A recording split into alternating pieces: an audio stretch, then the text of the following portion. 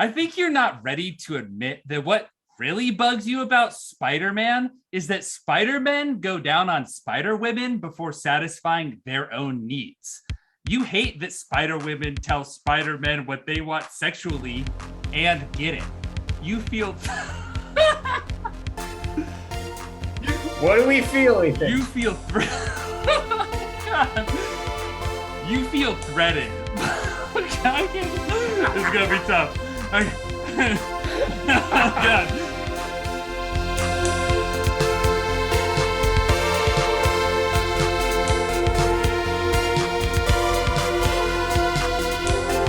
You're tall, but I'm standing in front of you.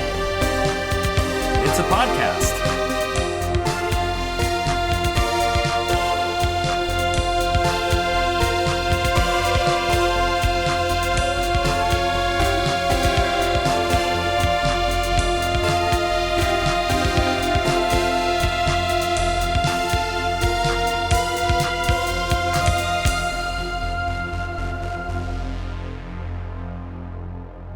Welcome to You're Tall, but I'm Standing in Front of You, the podcast where two friends circling the drain of academia examine the cultural detritus of the 20th and now 21st centuries. Wow. I'm Devin. Oh, I'm Ethan. We're just so excited because, this is the American century, my friend. Absolutely. That wasn't the 20th. It's the 21st century. It's the new American century. Yes. I have a project to sell you along these lines that you're going to really like. Mm-hmm. But as Francis Fukuyama taught us, history ended in the 90s. So we're really just still in the 20th century, right? And this is true in material ways. This is true in aesthetic ways. But the important thing is that, and this is the first episode of our 4-part series on 9/11 cinema. September to remember. Well, people have pointed to 9/11 as the event which augurs the 21st century. That is actually the start. Because people talk about there's calendar decades and then there's like the real decades, and people will point to these cultural events, where they're like, this is when it actually started. And people say, like the aughts, the 0 years, as Michael Heinrich calls them, actually started on 9/11. There are decades where nothing happens, and there are weeks where decades happen. Absolutely. That was, I think, a Garfield quote. That is, it's a Jim Davis quote because he wrote it. Garfield is a fictional character. Oh, okay. Right. Yeah.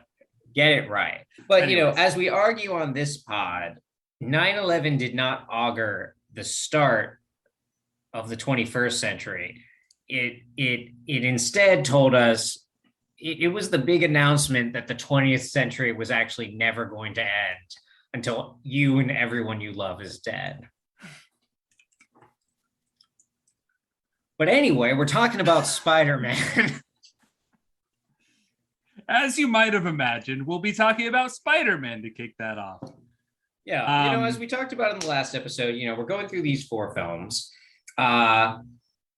And we're starting with a film that is not explicitly about 9/11, was actually made before 9/11 happened, right? But comes out in its wake.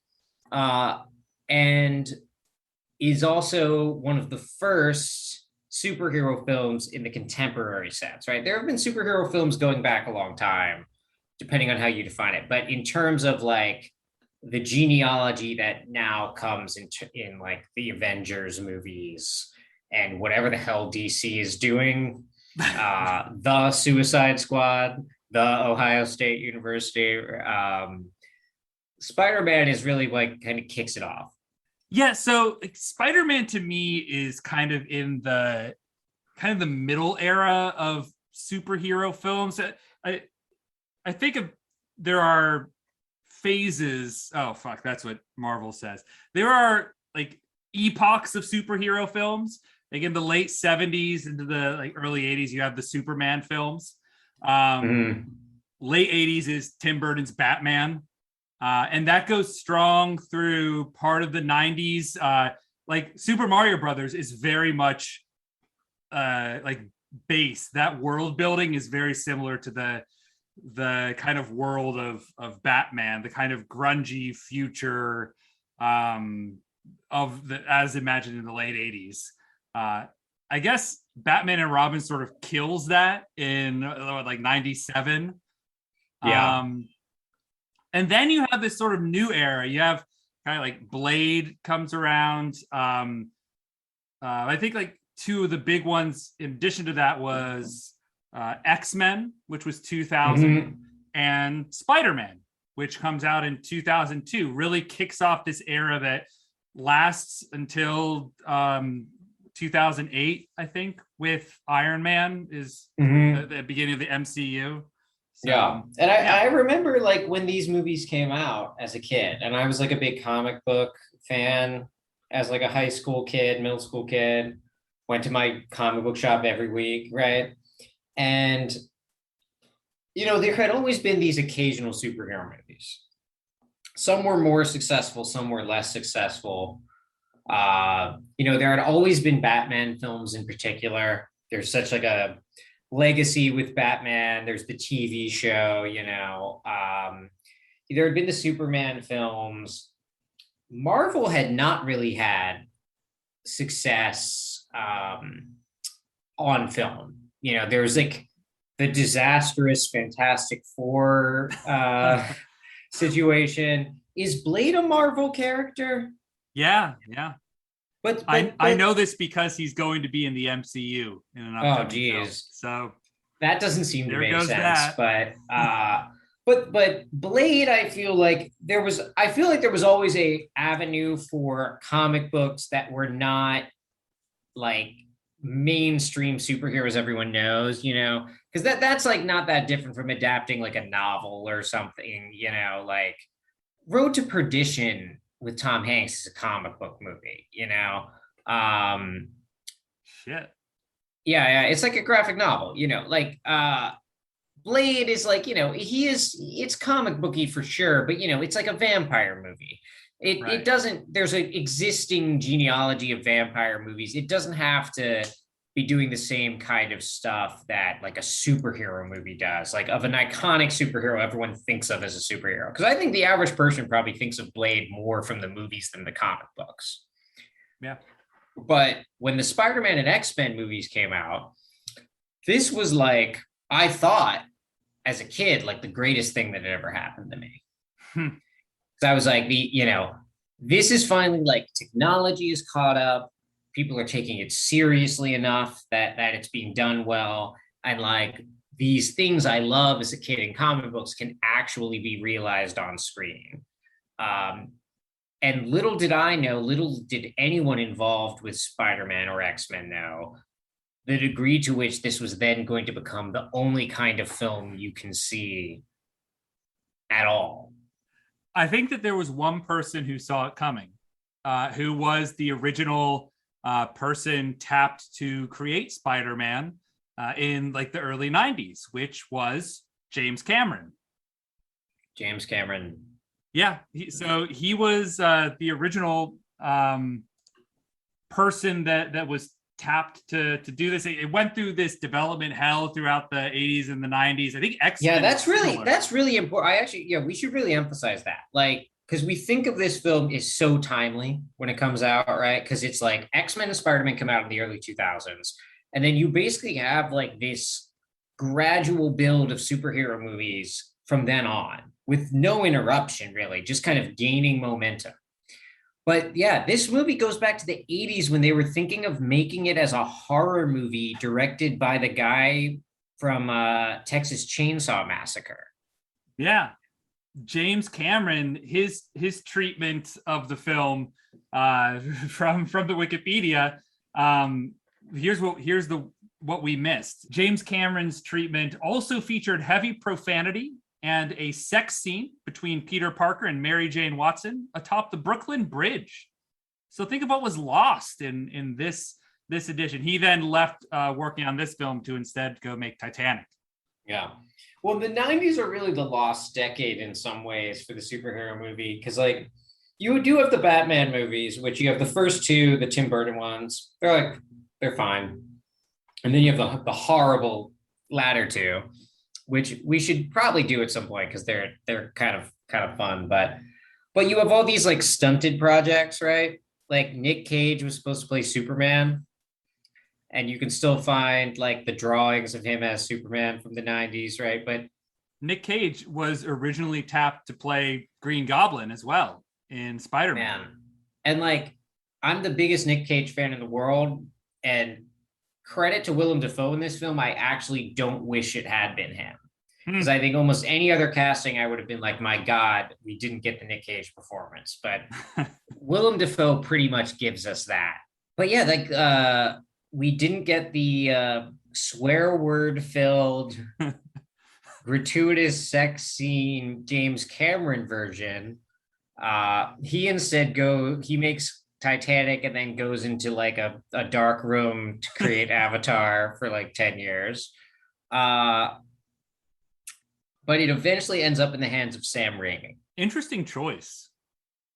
Yeah, I mean, an interesting filmmaker, kind of like an underground filmmaker at this point, right? Like he's known for like all those Evil Dead movies that are a lot of fun. He's made a lot of horror movies. He's made Darkman in 1990. So, you know, certainly has been making like films we might describe as like kind of comic booky or like pulpy, you know, but definitely with like a kind of underground indie edge to them. And then he ends up at the helm of this giant media franchise. Yes, I think first we can just briefly run through the general plot and spend more of this time digging into some of the thematic aspects and how this fits into the larger narrative of what we're talking about. Yeah, and we're not just doing this because we want to keep this episode shorter for our 4-parter this month, but also I think like this is part of, I think yada yadaing the plot of Spider-Man is kind of part of what Spider-Man's doing as a film, right? Because it's an origin story, right? Yeah.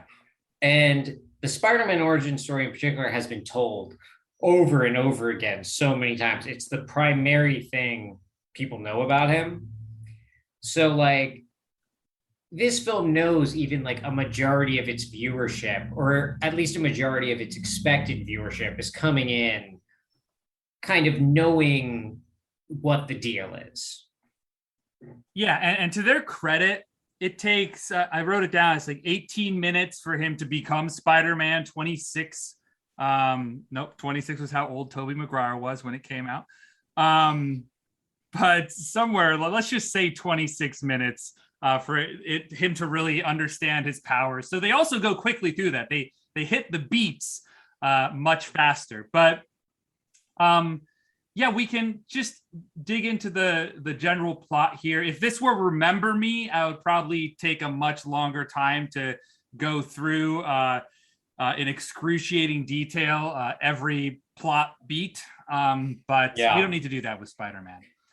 Yeah, so like, you know the story. In many ways, it's very similar to Remember Me, because it's like, what if you finally learned to appreciate your father figure's prescient advice, but then he was individually 9/11'd by the conveniently white criminal that you allowed to escape, so no one can accuse the film of any kind of complicity with the booming carceral state. But not to put the cart before the horse, Peter Parker. Yeah. He's a man with an alliterative name. He's a nerd. He's a high school student. Very briefly in this film is a high school student, which is weird. And we can talk about that if we want to. But he's at a school field trip at, it's at Oscorp? No, it's at Columbia, actually. Oh, it's okay. There's a overlapping weird science happening in this. It's never that's interesting. It's never established in the plot why this radioactive spider exists. No one ever asks about it. He never asks about it. But he's on a field trip to Columbia. He's a nerd. He's getting picked on by the kids. He's in love with Mary Jane, who's the redhead played by Kirsten Dunst. And he starts out, there's a voiceover at the start of the film where he says that, this, like any story worth telling, is all about a girl. And it's not really. She's more of a plot device than an actual fleshed out character. But yeah, you mean she doesn't have an independent existence outside of the longings of the male characters who lust after her? Yep, Is sure that doesn't. what you're saying? Sure doesn't. But Peter Parker at this at this field trip where we learn, among other things, he has a penchant for photography. He's smart. He knows lots of science facts. But he is underestimated. And he's very good friends with James Franco, who is the rich son of Norman Osborn, played by Willem Dafoe, who we'll get into in a bit. But the important thing is Peter Parker is bit by a radioactive spider. You've heard of this before. So one of the actual interesting things about this film is it's not a radioactive spider. That's what it was in the comics. Which, because they came out in the 60s, there was a lot of concern around nuclear war and nuclear everything. But this was the late 90s, early 2000s, so it was genetically modified. The DNA was modified, so it's a GMO spider. Yeah, man, if there's not a demonstration of the end of history bullshit, no new ideas in art, I don't know what is. It's like we're just taking the ideas from the 20th century and we're not changing them or anything. We're not coming up with new ideas, but we're just like updating the technical particulars, But so he's bit by a genetically modified spider. And I guess we do get this shot of the screen where it's like new species created. They're not keeping these spiders on a very short leash. It bites him. He doesn't think much of it.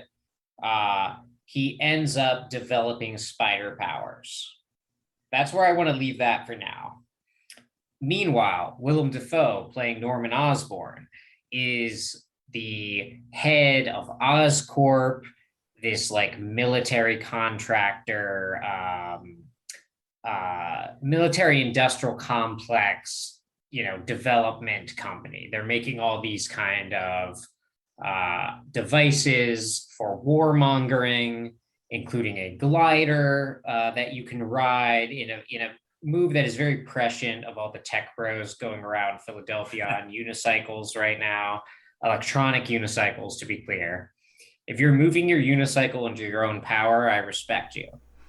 They've also literally had sightings of dudes, I think both in LA and in New York City, on jetpacks, doing like a jetpack thing. Yeah, I mean, the real version of this movie is just like the two tech nerds develop middling powers and then immediately kill themselves trying to do some bullshit. But basically, like, boo-hoo, Norman Osborn is working on like some kind of super soldier gas that makes you like an enhanced fighter. The military's impatient.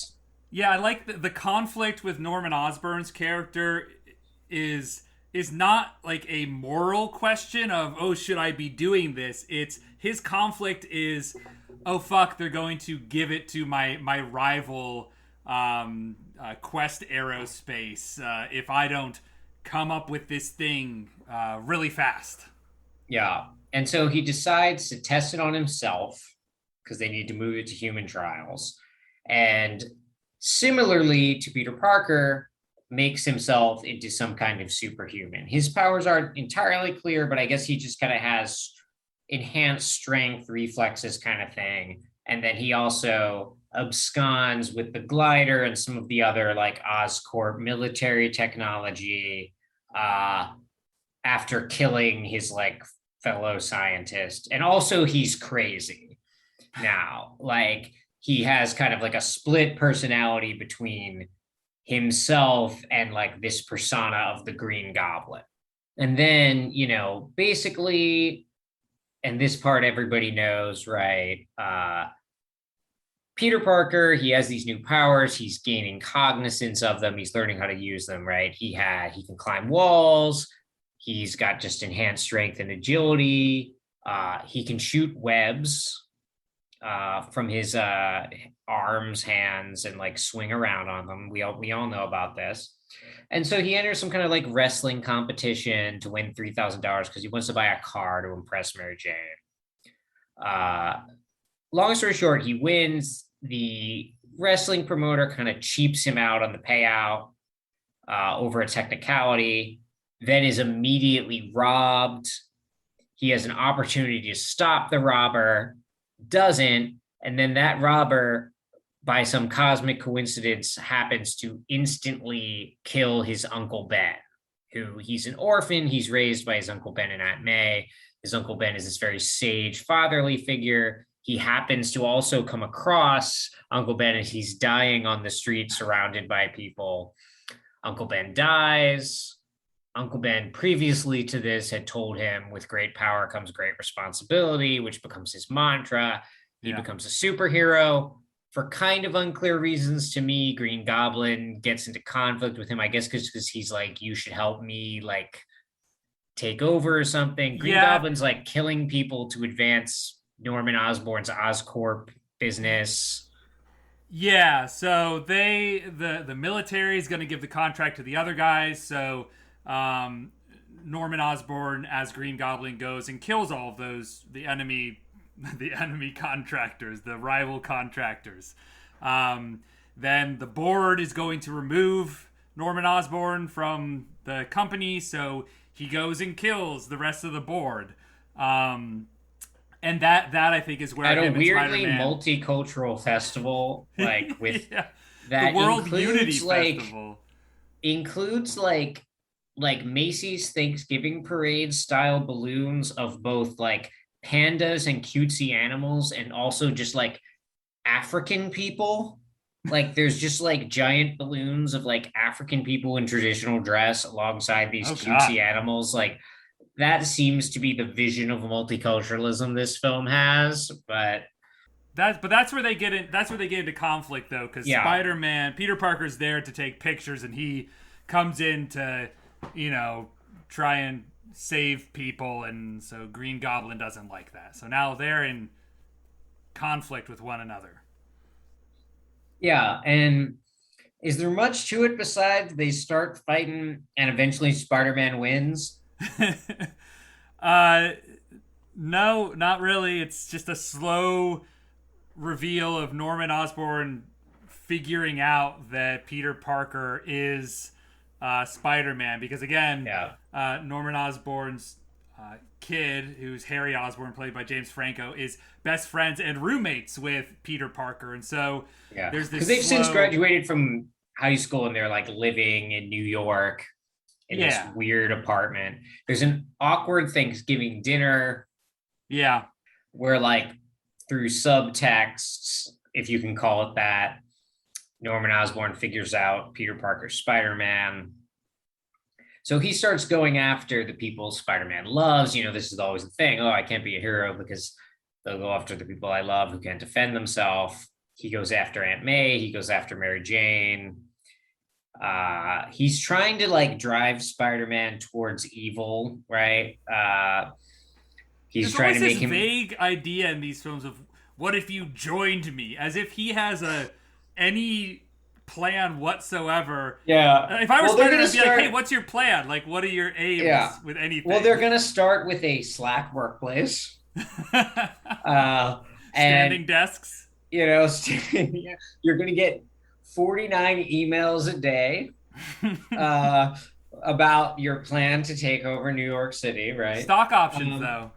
Yeah. And they vest very quickly, so it's a pretty good deal. I mean, you're paid exclusively in crypto, goblin coins, but you can't put a price on that. Yeah.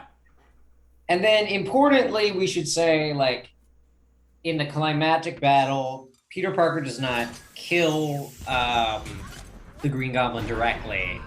It's like he's gonna kill Peter with his glider. He jumps. What was and his then plan impales here? himself. Let's say that it went according to Green Goblin's plan. Green Goblin's glider is directly facing Peter Parker, who is also directly facing the Green Goblin. It goes towards I guess his plan was that it would hit Peter Parker and then Green Goblin would jump out of the way. Yeah, well, so you're reading there you're watching the film as like realism though, It's almost right? it almost plays as comical, this death, where it almost Yeah. sees itself as being absurd to be like, okay, let's It's wrap this it's up. like a opera, basically. Like it's an exaggerated opera where you have in that final scene you have Willem Dafoe wearing the goblin costume with the mask taken off, like the head of the demon, right?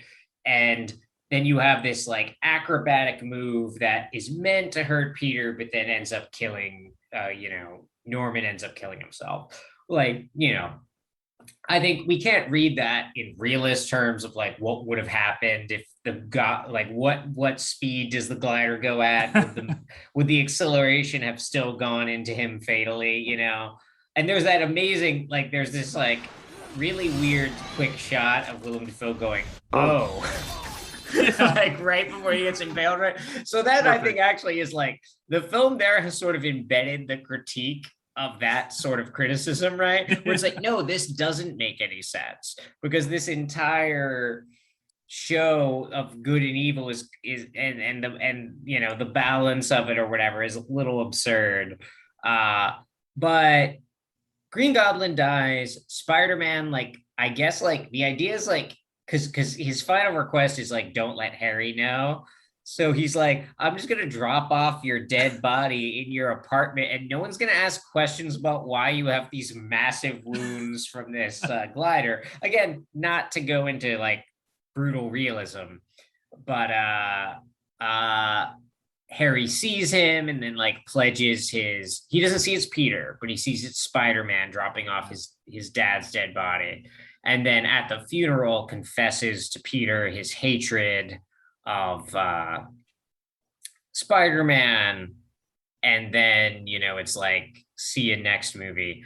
Also, this whole time there's been this romance subplot between Peter and Mary Jane. And like there's the famous like Spider-Man is upside down making out with Mary Jane thing. So like Mary Jane like likes Spider-Man but doesn't know it's Peter. Um she had also been dating Harry. Like, we don't need to get into the weeds on this, but Yeah. that's the film more or less. And it ends with Chad Kroger's song Hero. Like very abruptly cuts in.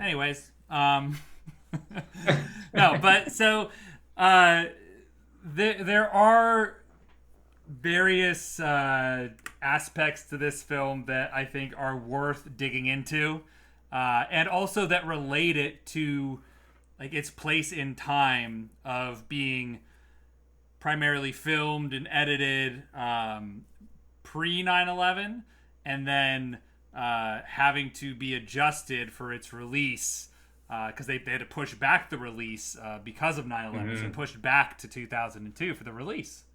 Yeah, so like let's lead with that actually, right? Because we're watching this for 9/11 month, right? And this film, as you say, it's like made before 9/11, but it has to change itself in response, right? Do you want to tell us a little bit about how it had to change?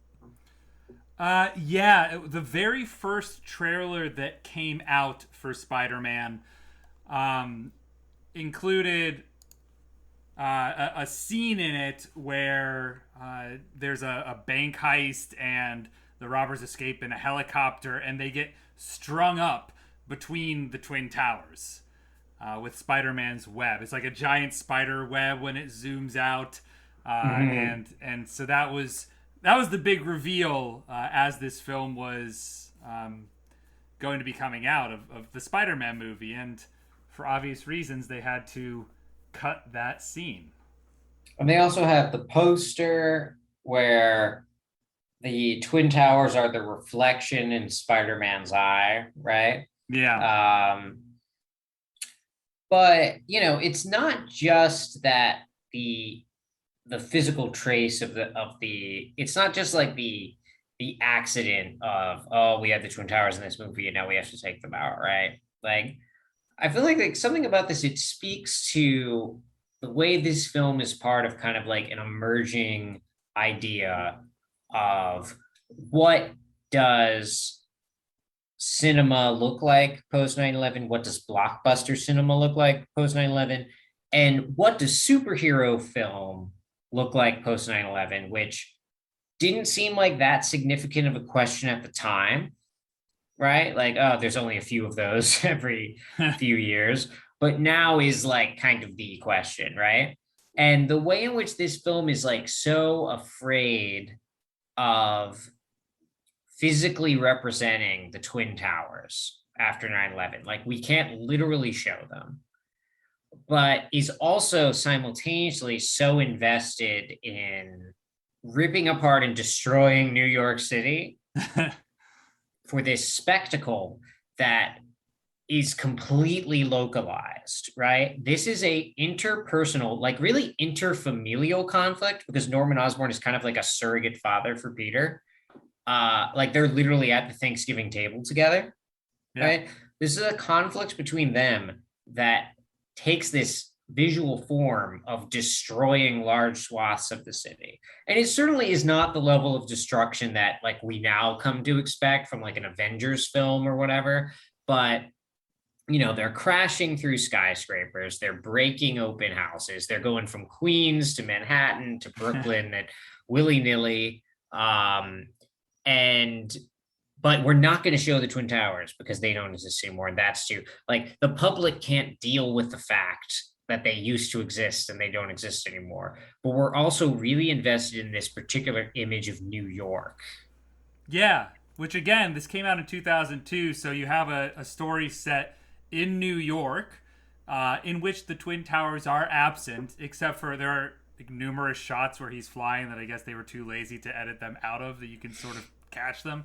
But like it just, the Twin Towers are just not there, and we're not going to acknowledge any historical moment in which New York exists or the people of New York exist. It's kind of it's the national image of New York that exists post 9/11 as kind of the American spirit, the working spirit of America. Yeah, no, that's a really good way of putting it, right? Because this film is really invested in New York as like a cultural object, but not in a way that has anything to do with people that live there, that has to do with the way people that live there are perceived by the rest of the country. So like there's this climactic scene towards the end where the Green Goblin is offering Peter this kind of Sophie's choice between saving Mary Jane and saving this it's not a school bus, it's like a tram. Is that what you would call it? Yeah, so because I know this and I didn't just look it up. Um, yeah, so it's the Roosevelt Island Tramway, which actually exists near the Queensboro Bridge, where the finale takes place. Interesting choice, by the way, of the Queensboro Bridge as opposed to the typical ones you would expect. Yeah, like the Brooklyn Bridge Yeah, or um but he's kind of holding these two things. He's like, I'm gonna drop both, you can only save one. And Spider-Man kind of saves both, but then he's in a precarious position, and the Green Goblin is gonna like fuck his shit up. But then like the citizens of New York rise up and just start throwing stuff at the Green Goblin. And they are most it's like a big mass of people, but the two people we keep getting the close-ups of are as sort of the representatives of this mass vision of New York is one guy who's this very sort of like white working class, like wearing a Knicks hat guy talking in like a thick Brooklyn accent. And he's like, I don't remember exactly what he says, but it's along the lines of like, you don't want to fuck with New York. And then there's a black guy in like a shiny leather jacket who has like long hair. And so you've got this sort of like, it's presenting this vision of kind of multiculturalism, right? Of like Yeah. these different aspects of New York, which is what makes New York, New York, right? It's like bringing everyone together. It's the ideal of the American ideology of the melting pot. Yeah. And they're coming together to reject the Green Goblin.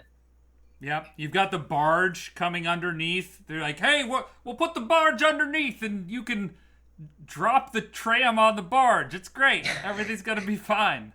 Yeah, no, we have all these kind of like, sort of like working class figures that pop up, right? And this is a fantasy idea of New York, right? This is the same New York that's been put under the racialized carceral logics of Rudy Giuliani, right? Who then miraculously becomes like mayor of America in the propaganda after 9/11, right? That most of the country simultaneously wants to like absolve as a hedonistic, like Sodom and Gomorrah place, but also feel personally attacked by its involvement in the 9/11 attacks, right? Yeah. And so like, Which I think the famous moment around that was with the 2016 Republican presidential debates when Ted Cruz tried to do his. I think most people know exactly what New York values are. I am from New York. You're from New York, so Yeah. you might not. And Trump brilliantly was like, when the World Trade Center came down, I saw something that no place on earth could have handled more beautifully, more humanely than New York. You had two 110-story buildings come crashing down. I saw them come down. And we saw more death, and even the smell of death. Nobody understood it. And it was with us for months, the smell, the air. And we rebuilt downtown Manhattan. And everybody in the world watched, and everybody in the world loved New York and loved New Yorkers. And I have to tell you, that was a very insulting statement that Ted made. and that kind of shut down that disconnect for a brief moment. Mm-hmm. Yeah, that's a great index of the way that like New York exists in the political discourse. Yeah. Of the U.S., right? Like always absolved and rejected, but then also like embraced when it suits different purposes, right? And this film is very much kind of producing, maybe like before it even knows it's doing that, right? But it's producing this kind of like mass population that is as much like a main character as Green Goblin, Spider-Man, Mary Jane, Aunt May, right? Because we are constantly given these different shots of these different like workers throughout the city, like the barge guys, right? Who are like pitching in and helping out. And they are not at all individuals. They don't have any kind of psychology, right? They don't have any wants or desires, right? Anytime we see someone from the masses of New York, the implication is that all of those people have exactly the same brain, basically, right? Like, there's even a scene where like we get like all these cuttings of news footage of like different people being interviewed about Spider-Man, right? After he's started his crime fighting. And the idea is that it's not the idea that like we've collected a bunch of individual people's opinions about Spider-Man. The idea is like a mass consensus about Spider-Man is emerging, and it is represented whenever we cut to an unnamed character, basically. Yeah, and this idea of New York as almost an entity plays out throughout the film. There's one scene where Green Goblin has captured Peter Parker, and he says, "Here's the real truth. There are 8 million people in this city, and those teeming masses exist for the sole purpose of lifting the few exceptional people onto their shoulders. You, me, we're exceptional." And I guess the movie tries to exist in this world where it wants to have superheroes that are these individual characters that are able to save the city, but it also wants to say that like they are part of the city, like they're the same team. They're like Spidey is a New Yorker, so it tries to bridge those two worlds that can't really be bridged. That's such a good point, right? Because it's like in that moment where those masses of people are throwing rocks at the Green Goblin, right? It's like those people are an extension of Spider-Man. Yeah. Spider-Man is meant to be, the film wants him to be not an individual, but an instantiation of the city. Like he is the city's power put into an individual body so that the city can act. But at the same time, it also wants him to be this individual with individual lusts, including his incredibly creepy behavior towards Mary Jane that the film is like really endorsing of. Like the film is always, different characters are always pointing out the way like he's loved Mary Jane since he was like in the 4th grade or something, as if that's like a good thing. Like it's normal, because it's like, he's like, like Aunt May tells him from a hospital bed, like, and you saw her for the first time. You grabbed me and said, Aunt May? Aunt May? Is that an angel? Gee, did I say that? You sure did. Yeah, and it's like, that's like creepy behavior. Yeah. That should not be like endorsed, right? But it's really invested because it also needs to instantiate the city into this, what's ultimately like a puberty narrative. Because it's like the city sort of like coming to maturity and like coming into its own, right? That has to take narrative form in terms of like this puberty narrative, basically, because it's like as Peter starts getting conscious of his powers, he's like noticing things about himself and how his body's changing, and like Aunt May is like knocking on the door at one point, right? And he's like, Aunt May, I'm exercising, I'm not dressed or something. It's like a masturbation joke, right? Yeah, there's even in that scene, she mentions something like, "Oh, you're changing," and he goes, "Change," and he looks down. I guess maybe it's supposed to be at his chest because he has muscles now, but it looks like he's looking at his dick. He says, "Change." Yeah. Yep, big change. So I read that as he's talking about his dick, but take it as you will. Well, and that's and it's unfortunately, it's like impossible to accept the undeniable fact that the film is a puberty narrative forces us to acknowledge the fact that the spider webs are cum. Yep. And like that's gross, but like this film makes the specific decision to, in the comic books, the spider webs are not part of his natural powers. He makes them because he's like a really good scientist. So he's like, the idea is, I guess, he's like realizes he has powers from a spider. So he's like, well, I'll make these webs also. But in the film, they're biological. Yeah. I watched an interview with Sam Raimi and the cast, and he talks about that. Where he's like, you've got the Spidey sense, you've got the climbing on walls, all of these natural abilities. The web was this not natural thing, and we just decided to make it a natural thing. I think his argument was, it'd be sort of weird that this kid could just invent this spider web that, various corporations with teams of scientists couldn't figure out. So they just decided to make it like, a symbolism for cum. Yeah. And I mean, it kind of would be anyway, but and so also something that happens around this time, as someone who was reading the comic books when this came out, is you get the series Ultimate Spider-Man.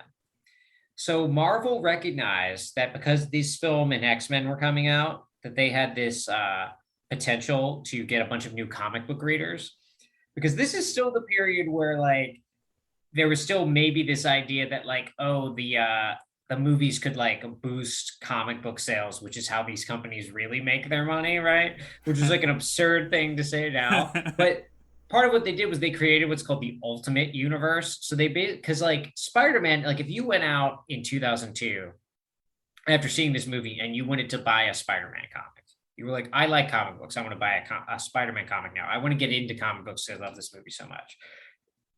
You're going to open it. Spider-Man is going to be like 35. His like, there's decades of history that you're expected to know. Like his wife and child, I think, died in a plane crash at some point. Like all this weird shit, right? Anytime anything shows up, you have to remember something from something else. Does this remind you of anything like the way the Marvel movies are now? But at this time, like, right, we're watching this movie, we don't need to know anything. It's giving us an origin story, right? So they're like, oh, we will start the Ultimate Spider-Man universe, which is like just a new continuity. So it's a clean slate, and we're going to keep it simple. All the old characters are going to come back. They're going to come back in new forms, right? And something that those comics do is they also make the spider webs organic. Because it's a way of just simplifying it, making it easier to understand, right? And then, of course, you fast forward like 20 years, they're still making those Ultimate Spider-Man comics, and they're as convoluted as anything else. But there was this moment where it was like, oh, you can get a fresh slate, right? And comic book sales, I will tell you, are obsessed with this clean slate idea. They're always looking for an excuse to start off with a new number one, because it's the idea you can get in on the ground floor. But there really is no ground floor. Yeah. I didn't read comic books, so appreciate you filling that in for me. I did like tabletop games. I did like Warhammer 40,000, and didn't become a fascist. So I mean, I deserve some kudos. Thank you, Devin's clapping. I appreciate it. Yeah, I wasn't into comic books, so I appreciate going. I don't know if I even saw this film in theaters when it came out. I wasn't really into it. I'm sure I saw it at some point, but I wasn't amped for this film to come out. I was probably more into X-Men because I was into kind of the politics. X-Men was the big film. It's like big scale. It's politics, multiple characters. Yeah. Whereas Spider-Man, it is like you were saying, a kind of family level fight. Is what it is. I mean, it's almost like it's like a soap opera. Like Spider-Man at his best, and this is part of I think why Spider-Man has never cleanly fit in with the rest of what like Marvel's trying to do. And like they did end up integrating him into the MCU or whatever, but like Spider-Man is always at his best when he's in high school. And it's like because the whole like Mary Jane thing, like which we referred to earlier, but like it's incredibly creepy. And the only way you can possibly make it work is if it's high school students, because then some of the like melodramatic emotions can be explained away. And also, like, as we've said, it's very much like a puberty narrative, the way he's like coming aware of his powers, right? Whereas like a lot of superheroes, it's like they're sort of like, I don't know, they arrive at their powers a little differently. The Spider-Man always has this kind of like he's gradually becoming aware of them. They're emerging in this very sort of like developmental puberty way. And he's always a high school student when he starts. Yeah. Because that was the big difference of Spider-Man versus the typical type of superhero, which are these uber rich people or aliens. He was just like a teenager, a kid in New York, which is, I think, one of the reasons why the character was so popular when it first came out. It was relatable. So in a similar vein of the whole puberty narrative of this film, we've mentioned a bit Peter Parker and how he can't talk to Mary Jane, to MJ. I just want to throw out every single scene they had together. I'm not sure whether this was just good filmmaking or poor acting, but it was the most uncomfortable experience. And every scene I thought, well, that's going to be the most uncomfortable scene. And then every subsequent scene when those two characters interacted was more uncomfortable for me. Yeah. Well, I mean, Tobey Maguire is a great casting choice of this, right? Because he is like just such a fundamentally uncomfortable person. Like, and like they don't try to anticipate that he's going to become Spider-Man and cast someone. And I know they were considering casting people that are more like, we're looking long term for like who's going to be an action star. But like Tobey Maguire works because he's just so incapable of having like a normal conversation with anyone. And what did you say? I said, Spider-Man. I said, the great thing about MJ is when you look in her eyes and she's looking back in yours, everything feels not quite normal because you feel stronger and weaker at the same time. You feel excited and at the same time terrified. The truth is, you don't know what you feel, except you know what kind of man you want to be. It's as if you've reached the unreachable and you weren't ready for it. We didn't have the vocabulary at the time this film came out to talk about this, but it's real incel shit to me. That's exactly what I wrote down. Is I don't know that this would even work in today's environment, because a character like Peter Parker, when he gets Spider-Man powers, he becomes like violent towards women, probably would be what he would do. Because it really has those incel vibes. Yeah, no, it's like the Spider-Man powers give him an outlet that isn't becoming a mass shooter. Yeah. Right. Like, yeah. But it's like, this is a guy who is just like, it's not even just about him, but it's like the film, right, is like presenting this idea that women are not real people. They are like these like objects to be acquired, right? Because one of the things we didn't really talk about, right, but Harry, the James Franco character, it ends up like kind of wooing MJ and being with her for like most of the film. Yeah. Even though he's Peter's best friend and he knows Peter likes her, blah, blah, blah. And at some point, like when Peter finds out about the relationship that's been kind of secret, Harry's like, well, you never made your move. And it's like this very sort of like pickup artist idea of women, that they're just these like games that you solve, right? You come up with like the right set of moves and procedures. And Peter's just such a good guy, but he just doesn't know. He just doesn't have the advantages that a guy like Harry has. And that's the reason, he's not super successful with women or whatever. And you can see in this all like the seed of this that becomes the whole incel ideology of like, I'm such a good guy. Why don't women like me? It's their fault. Yeah, I think you are spot on there with that. It's there's some really gross stuff along those lines, and even for most of the film, it presents this idea that Mary Jane then is only falling in love with the Spider-Man character and not the Peter Parker character. I don't know what, it's a real off-putting sudden switch at the end of the film when she's like, hey, actually now I love you and I want to be with you for the rest of my life. Their whole back and forth in that final scene is really off-putting. And it kind of shows that Peter Parker has not grown out of this creepy way that he presents himself with other people. His exact line is, I want you to know that I will always be there for you. I will always be there to take care of you. I promise that. And here's the catcher, though. I will always be your friend. She says, only a friend, Peter Parker? And he says, that's all I have to give. So yeah, because he's decided, right, that it's she'll be hurt or whatever if anyone else finds out that she's involved with Spider-Man, right?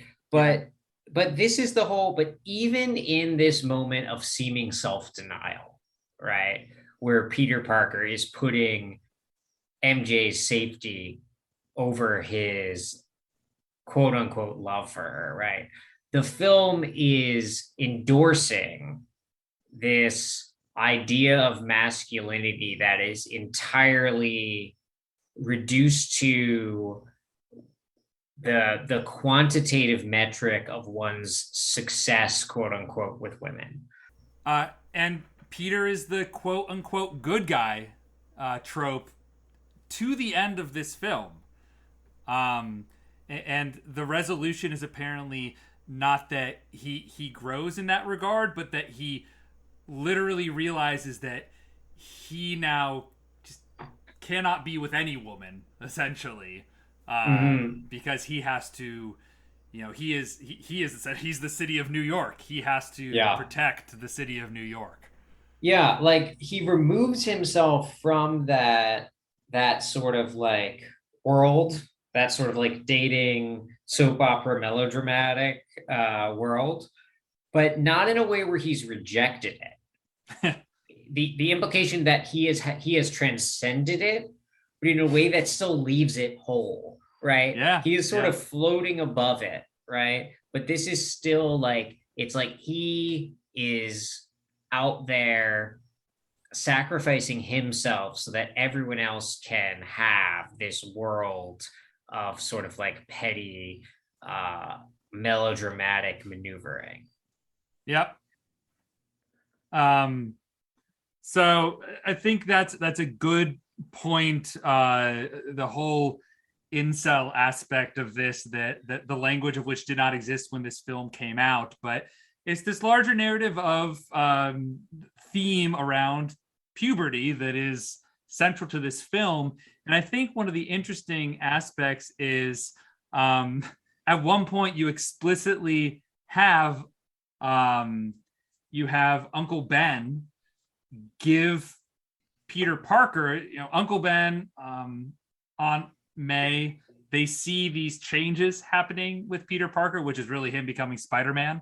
But they, I guess, just assume that it's puberty. They're saying, and the film is endorsing that. And the film is endorsing their interpretation of it, right? Like, the scene we mentioned earlier where like Aunt May is walking in on him, and it's filmed as if with like the door partway open. It's like very much you're supposed to be reading it. Like if you're an adult viewer, obviously it's filmed in such a way that like kids, they don't necessarily know, but it's filmed for like the parents in the audience as if this is like a parent walking in on their kid masturbating. And he literally has been sitting in the room in his chair, shooting his spider web comm like around the room at like Dr. Pepper cans and lamps. So like, the film has been,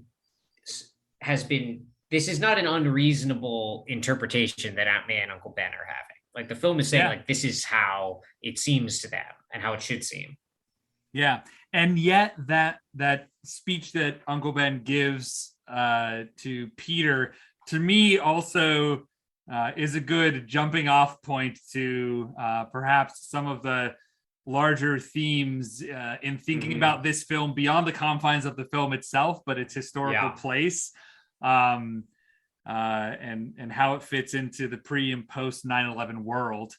I will tell you the note that I wrote down during Uncle Ben's speech was this is like America's super ego, or like the ghost of America future having a talk with President George W. Bush.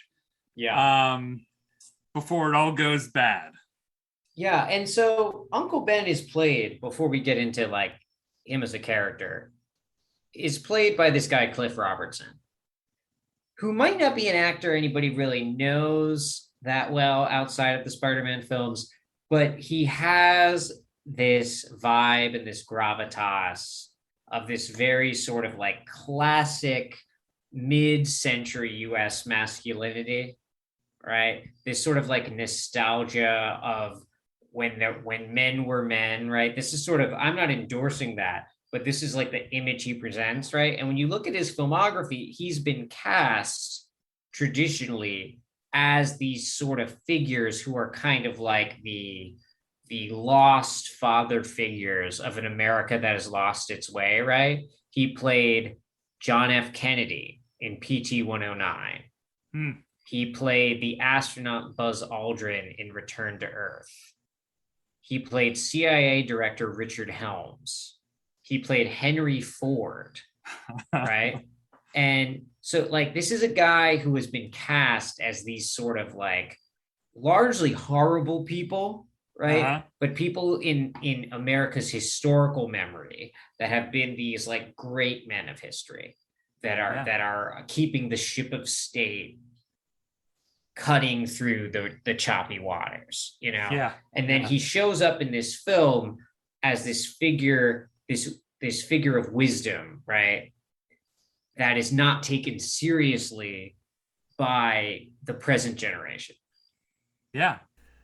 So the speech that Uncle Ben gives, that is kind of the crux of the whole film, he says, and again, I was thinking of America's ghost of 9/11's future, looking back on George W. Bush and saying this. But he says, you know, there are years when a man changes into the man he's going to become the rest of his life. Just be careful who you change into. This guy, the Taliban, Flash Thompson, he probably deserved what happened. But just because you can beat him up doesn't give you the right to. Remember, with great power comes great responsibility. And that's the big line, but the line that I didn't remember, which is how Peter Parker responds, he goes, Are you afraid that I'm going to turn into some kind of criminal? Quit worrying about me, okay? Something's different. I'll figure it out. Stop lecturing me, please. So he doesn't heed the advice. Mm-hmm. And then the film is kind of about his like awakening to this advice, right? The import of it. Yeah. But, you know, as you pointed out to me, and I hadn't really thought about this before, because this speech is so immense in the Spider-Man canon, right? Like the entire, it's like the mantra, the great power, great responsibility thing is like the entire mantra around which the whole Spider-Man mythos is built. And we've had like at least 3 versions of this, I'm pretty sure, taken to film since 2000, right? We've had like Tobey Maguire, Andrew Garfield, and whatever the current guy is. I don't know to what extent each of them rehearsed the whole Uncle Ben thing, right? But like it's been central to all of them, right? But as you pointed out to me, this is a puberty speech. This is like the birds and the bees kind of thing. Like it's not explicitly, it's not just like when we say puberty, we're not just saying like sex, right? It's like this is like the ideology of like, this is a moment in your life where you're becoming a man. And what does being a man mean, right? And it's my job as your father figure and the spirit of the dying America to tell you what that is. And then, you know, so it's supposed to be like, if we don't know where this is going, right?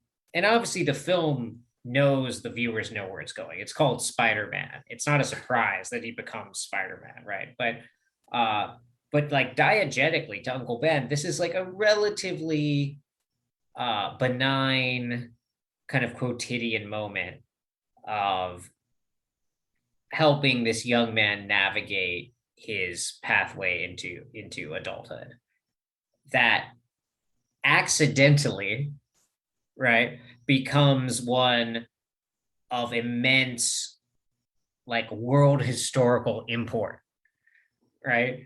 And you know, how do you not think of the greatest of the prodigal sons, George W. Bush, right?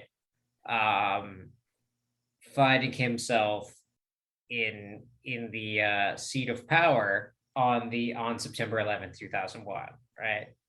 And that's not to try to do some kind of like, oh, it's like an allegory or it like reminds us of this, right? But it's to like think about like the degree to which this idea, right, of with great power comes great responsibility, like is the like mantra of American empire, right? And even just like, and baked into that is the idea that we have great power, and also that we should have great responsibility because of it. And then that responsibility takes the form of like invading and reconstituting other countries. Yeah. Yeah. And it's also, it takes on this very perverse aspect immediately after 9/11, where it seems like the veneer of morality that America always casts itself in becomes especially tenuous in those months after, because the entire purpose of what we are doing in those months after is it's like vengeance. That's really the driving force, not only in what we actually are doing, but like in the narrative of what we are doing. It is this cavalier, just like, we must, this is what we're doing. Yeah. Do you remember the famous, like W giving the speech with the megaphone to the people? I think it was at Ground Zero, right? Where like, I think someone's shouting like we can't hear you or something. And he says like, I can hear you. And like, the people who did this are going to hear all of us soon. Yeah. I think is what he says. And I'm remembering that from memory, but like these, there's all these like brief video clips from that period that are burnt into the fucking back of my skull, right? But that, what is that if not a declaration of revenge? Yeah.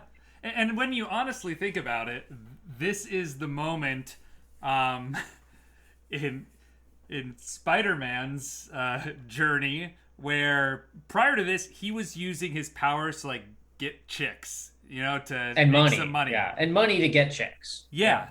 After this, one, he kills the guy who killed Uncle Ben. That's like his first order of business. So I guess he doesn't kill him. Well, he doesn't lets him fall. Yeah, well, that's very important, death. right? He hasn't directly killed him. Yeah.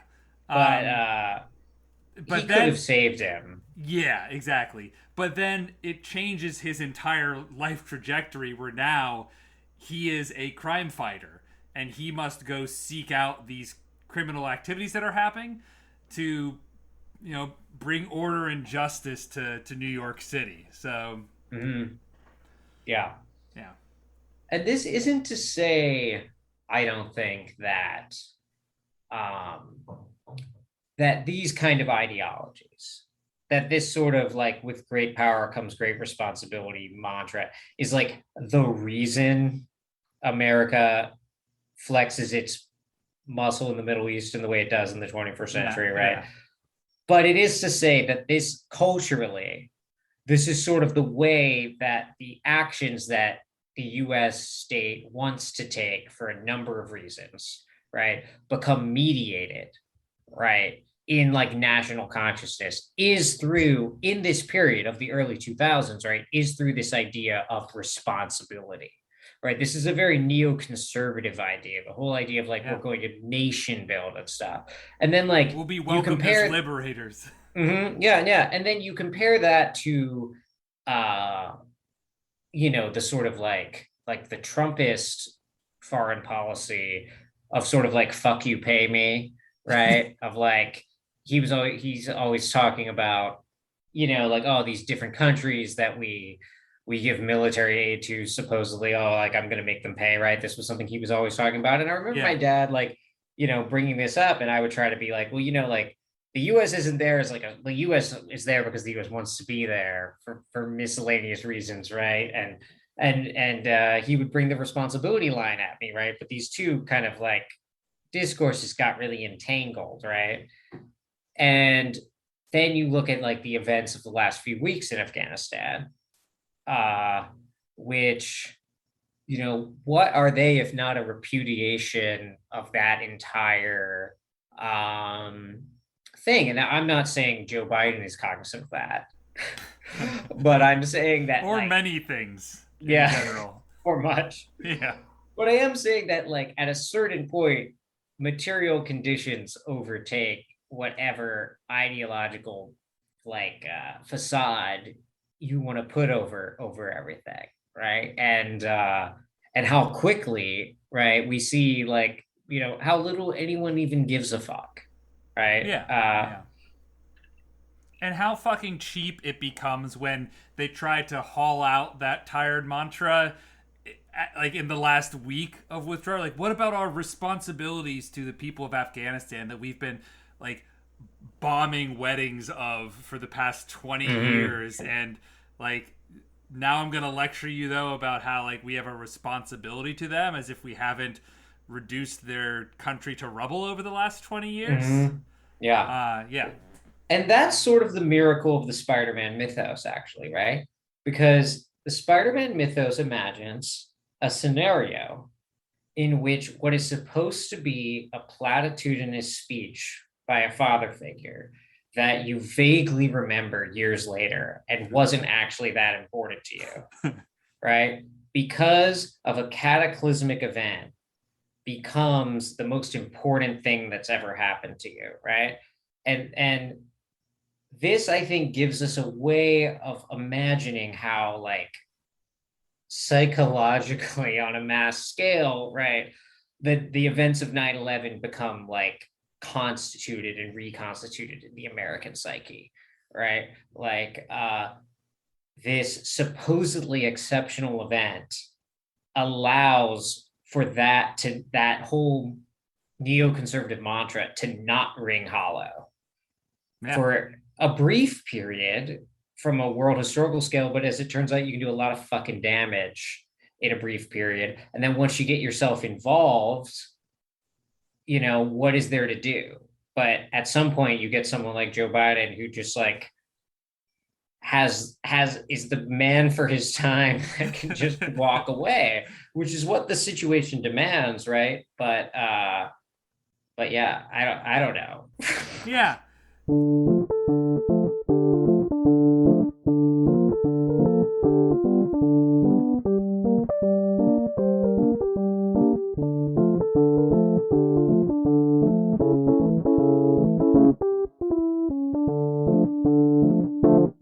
No, it's all true, but at the same time, this film was made pre 9/11, and so there are some aspects that I actually think stand out in how it exists versus how this sort of film exists. If it were made today or even a few years later. Like there's this huge aspect within the film of the military-industrial complex. That's obviously what Oscorp is all about. They do things though that I don't think they would do if they had actually filmed this post 9/11. Like, you don't blow up an American general post 9/11 in a way that they do, or even like present that American general is kind of just presented as a shitty person as well. And not in the way where like, if it happened later, they might present it as like a rogue general who's a bad guy, but he's like the only U.S. military person, and he's shitty. All he cares about are these killing machines. And this is the pre-war on terror U.S. military that, the Soviet Union has fallen. This is the U.S. military, and it's sort of like, convince us you have a purpose, period, right? Until it is able to completely reconstitute itself under the forever war guys. Yeah.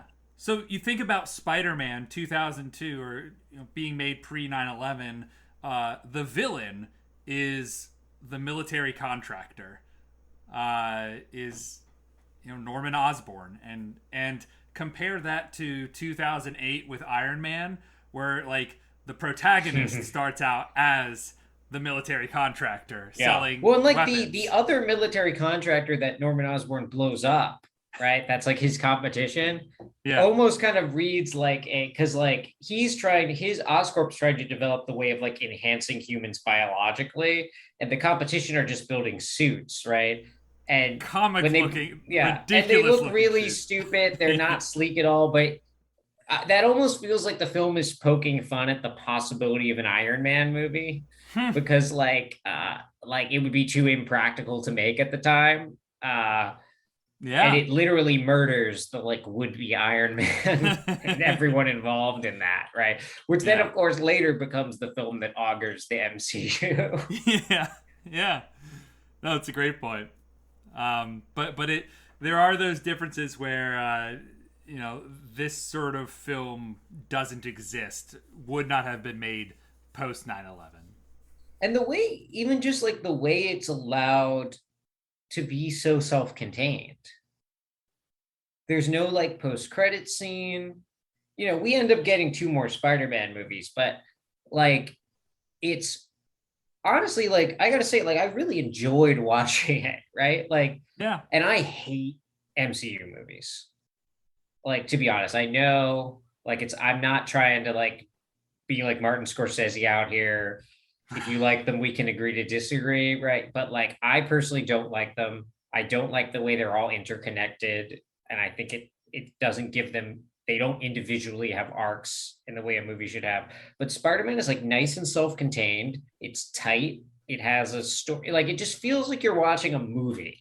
It doesn't feel like you're participating in an immense, like, global money-making apparatus. Oh, Devin, I am so sorry to be the bearer of bad news, because what you perhaps are not realizing as you're watching Spider-Man is you are watching one film of the larger MCU that it simply has not yet been subsumed into, but inevitably, in December of this year, of 2021, will become yet another component of the MCU. Yeah. It's one of like the alternate universes, right? Yeah. But it's part of what makes the film's ideology work, though, is the fact that Spider-Man is like the one superhero. Yeah. The weird thing in these new Spider-Mans is he's emerging in a world that already has a bunch of superheroes in it, right? And that kind of like, and he's always been the more smaller scale superhero. Like, he's not that strong. Like, he's got more strength than the average person, but he's not like Superman strong. He's not defeating intergalactic heroes. He's always been this sort of like relatively localized hero, which is part of what makes him sort of this instantiation of like street level New York in the way he's able to pull off. Yeah. But there's always been this sort of bit of incongruity with integrating him into the rest of the Marvel universe, I feel like, because it's like he somehow has to exist in the same world that like Thor exists, and the like Thanos and these like world-eating creatures. Like, yeah, and that's a larger narrative aspect. I also think, I mentioned earlier when this film came out, I was more interested in like the X-Men and the like, because it had more of the political aspect. I actually enjoyed watching Spider-Man as well, and I think if I were to go back and watch the original X-Men right away, I'd probably be pretty turned off with some of the larger political messages contained within that sort of film. So I think it probably benefits that Spider-Man is ostensibly this very self-contained film that doesn't try to put itself up as having, the world is not on the line with this film. Yeah, because like, Green Goblin, he's pretty strong or whatever. If he ever actually, like, if him and Spider-Man actually teamed up and were like, let's take over the world, they would just be like mowed down by the US military in like 5 minutes, right? Yeah. Like, there's something kind of refreshing. In a weird way, this is sort of the last, maybe this is part of what makes this film pre-9/11, even like the last pre-9/11 blockbuster in some ways, is we are allowed to watch New York City being destroyed in a way that does not posit it to be the end of civilization, that it can kind of be a localized conflict, right? Whereas now I can watch New York City being destroyed all day if I want to, and it is always like a synecdoche for like the end of life itself. Yeah. Although I do want to emphasize that, just like 9/11 was not this event that suddenly happened out of nowhere, you get pieces of like what is to come with this sort of shitty awfulness that is modern sort of films that exist. So it's not like there's necessarily a clean cut pre 9/11 and post 9/11 world that exists. You still have this film is still set up for a sequel. They still kind of set up Harry Osborn to sort of be jaded at the end, and they were always planning on making a sequel. They still have the Stan Lee cameo in this film, but it is way less egregious than it is in later MCU films. Yeah, you blink and you miss it, really. Yeah. So I think you do kind of have these harbingers of the later MCU-ified cinema world that will happen. Yeah. And I mean, I don't want to, because I think it probably sounds to a degree like I'm positing some kind of like alternate path history could have taken, right? Where it's like, if only we kept making tight, like self-contained superhero films, everything would be all right. I'm not trying to say that. What I'm trying to say is like, this is like a moment in history where we get this brief, we're watching something emerge, right? And it's always more exciting to watch a form emerge than it is to live under that form's hegemony, right? So like those first glimpses of like, oh, what could a superhero film be? And I can remember back then watching these movies, watching X-Men, watching Spider-Man, and being like, my God, can you imagine if these guys teamed up? How great that would be. It was every boy's dream, right? Like, and one of the monkey's paws goes down. And that's the thing. Then it actually happens, and you're like, not like this. But that is to say, like, it's like wanting to go back to Spider-Man is like being like, I'm upset with Trump, so I want to go back to like the second term of Obama and the conditions that created Trump, right? Like these are the conditions that are creating the superhero movie complex, and they're way more complex than we can get into at the end of a too long podcast, but they're there and they are tending towards, this homogenization of properties in the hands of a few companies. Universe is collapsing, right? And who's at the center of it all? James Cameron. We didn't talk enough about Willem Dafoe, but he's great in this, right? He also, like talks to his mask and stuff. Yeah. Also, J.K. Simmons is delightful as J. Jonah Jameson, kind of steals every scene he's in, which are, thankfully few. They don't overdo it. And part of what lets those actors do what they're doing and really take on those roles in a way that's really fun is they're like, I'm in a comic book movie. It's not that serious. I'm going to play this up. I'm going to be a little like soap operatic about it. And not like, I'm in the world's largest and most important media franchise, and I will be playing this character for the rest of my fucking life, right? Yeah, there's an interview with Willem Dafoe where they're like, why did you do Spider-Man at that point in your career? He's like, they put you on strings. I like being on strings. It was fun. It's like, I'm doing this it took like a couple weeks. Yeah. Who gives a shit, right? I've got to go do Antichrist and have my dick like destroyed by a rock. That's what I do when I want to make a statement. I'm just like, I'm like cashing checks to stand in front of a green screen. And now it's just like, this is just what every actor has to do. Yeah. And it's not even fun anymore. It's just like, because if you don't do it, you almost don't exist. Yeah. There's that story of Ian McKellen being on the set of The Hobbit, and it was literally just him with a green screen and no other actors, and he just started to cry. And it was like, this is not what I went into acting for. And it's like, well, tough shit, because that's what acting is now. Yeah. But before we literally age like People can't see our video right now, but before I like voices like literally like change into the voices of old crotchety old men. You know, how many Shia LaBeoufs do you give this one, Ethan?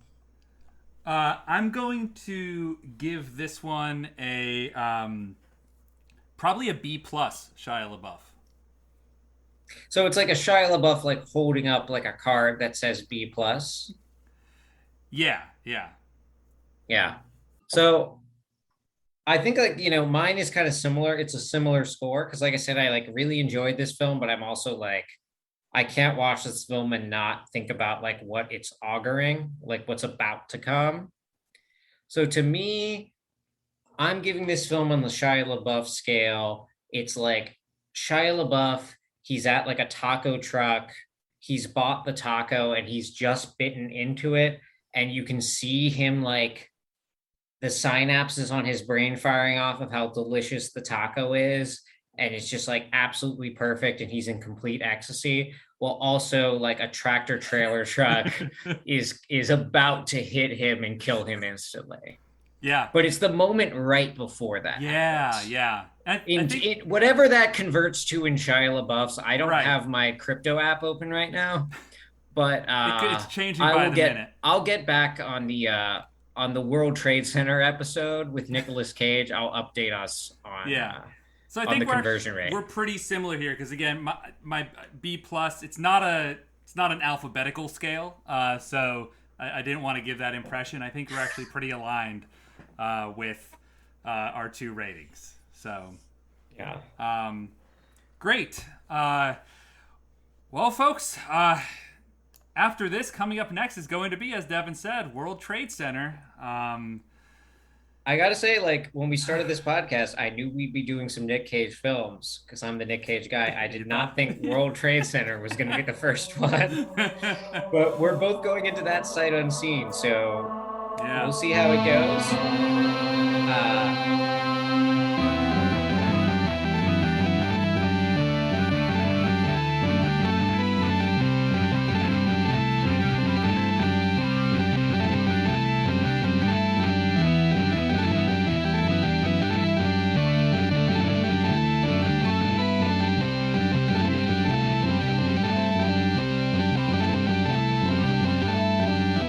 Thank you for listening to You're Tall But I'm Standing in Front of You.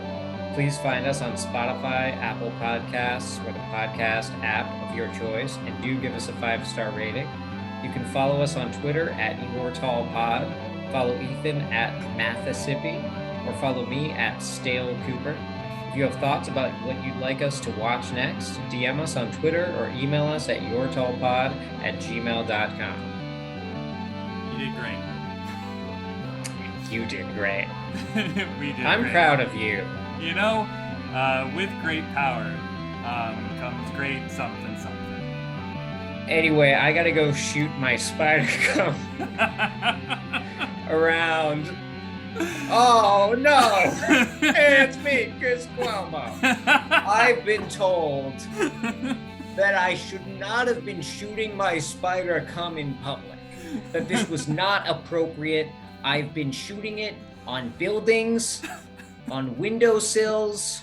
I've been grabbing trams full of children without anyone's consent, and I've learned the proper way to be in this city, New York, baby. The only place you can get peanut M&Ms after 9 p.m.